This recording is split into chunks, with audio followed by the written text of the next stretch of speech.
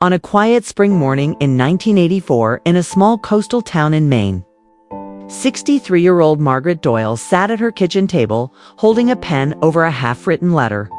Outside, gulls cried over the harbor, but she barely noticed. The letter was meant for no one in particular, just a private way to untangle her thoughts.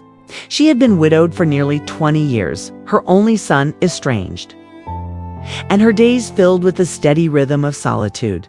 But as she folded the letter and placed it in an old cream-colored envelope, something unusual happened. She wrote an address. Not just any address, her son's, the one she hadn't used in over a decade. She didn't mean to mail it. It was only habit, maybe, or perhaps something deeper, something she didn't understand yet.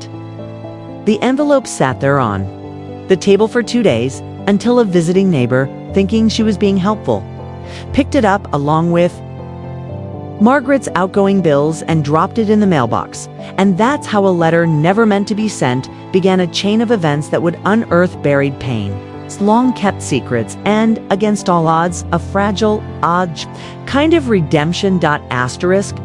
Margaret Doyle lived in a small, cedar-shingled house perched on the far end of Harbor Street, where the road narrowed and the sea air turned sharp with salt.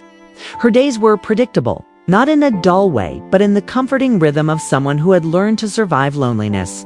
At 6:30 each morning, she'd boil water for tea, drop 2 slices of bread in the toaster, and stand by the window watching fishing boats crawl out of the harbor. By mid-morning, she'd be out in her garden, trimming the lavender and coaxing stubborn roses to bloom. But beneath the quiet, there was a hollow space in her life. A space shaped like her son, Daniel. They hadn't spoken in 12 years.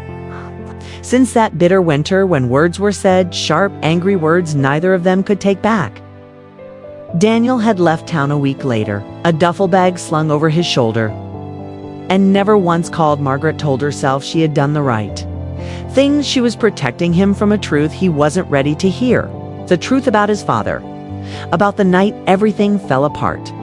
But as the years passed, her certainty faded, replaced by something harder to live with: regret.